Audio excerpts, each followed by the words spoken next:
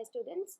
Welcome to our class 9E science class, and this is the online class of Good Samaritan School. I welcome you all in this class. So, yesterday we have learned about the first law of motion and the second law of motion of Sir Isaac Newton. So, what you have seen in the first law of motion, there you have seen that if any object is in the resting condition, so it will have the tendency to be in resting condition, okay, if no force is applied. And if any object is moving in a uniform motion, so it will have the tendency to move in the uniform motion when no force will be applied. And in the second law of motion, there you have seen that the force applied on any object will be directly proportional to the mass and acceleration, okay, of the mass and acceleration of that product. So that's why, so and you have deduced the first law of motion from the with the help of the second law of motion also. So this was about the revision part, and today we are going to start about the impulse of force. Here in this picture you can see that when this hammer is beating on the nail, so you are giving a very high force on the nail, so that's why the nail is going inward the wood. And when the cricketer is doing the batting, so when the ball is coming, then you can see here the Sachin Tendulkar, what he is doing, he is just beating the ball with a very high force, and this kind of force is called as the impulse. Why? Because the product of the magnitude of a force applied on the body and the time for which it is applied. So the impulse means the product of the magnitude of force, okay, applied on the body, means in which magnitude you are applying the force and for which time period. These two are very important, magnitude and time of force. These two are very important for the term impulse. Mathematically, the impulse will be the force magnitude into the time, okay. So the impulse means the force magnitude into the time, that means for which period of time and in which magnitude the force is applied. So the SI unit of the impulse will be Newton second, because you already know that the unit of the force is Newton and the time is second. So automatically the SI unit of the impulse will be Newton second. Now the next one, what is the meaning of impulse momentum?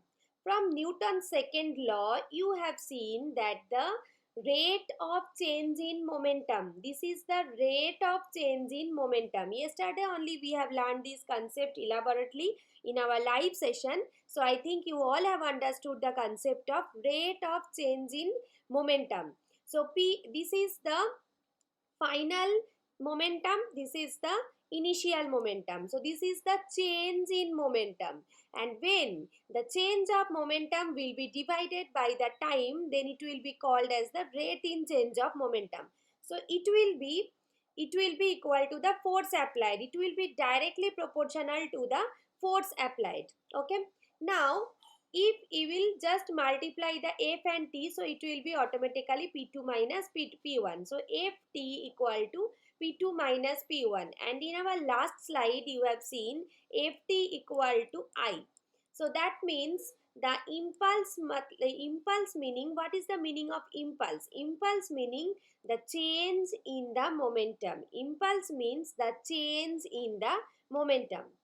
So what is the meaning of impulse? Impulse means the change in momentum, because this is the final velocity, this is the final momentum, and this is the initial momentum. So that means the final, if we will just do the minus of initial momentum from the final momentum, you are getting the change in momentum. In the last class, yesterday's class, we have seen this concept. So that's why this kind of reaction is called as the impulse equation or momentum impulse theorem. This kind of relation is called as the impulse equation or momentum impulse theorem. Now the next one here, this is very important part.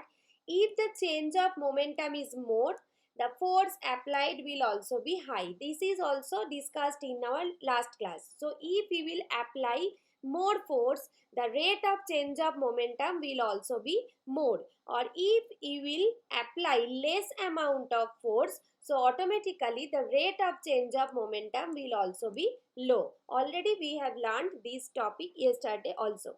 Now the next one, now we will see the application of the impulse equation in our daily life.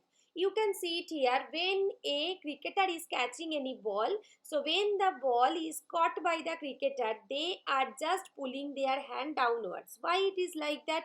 Because of the, just to reduce the impulse momentum. Okay, just to reduce the impulse momentum. So when, if the person will catch the ball and if they will not pull their hand backward, then what will happen? The ball can hit the person's hand.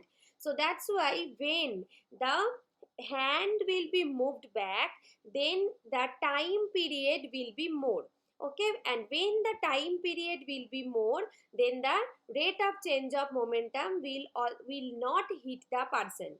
We can see some more examples also, that when a person is jumping on the tempolium, then what is happening here, or jumping on the sand, so what will happen? The height on a heap of the sand below, or the foot and the feet that move inside the sand, that will be very slowly. That means here also the time is very important factor. So when there will be a slow movement, automatically it will not hit the person, so the person will not get injured.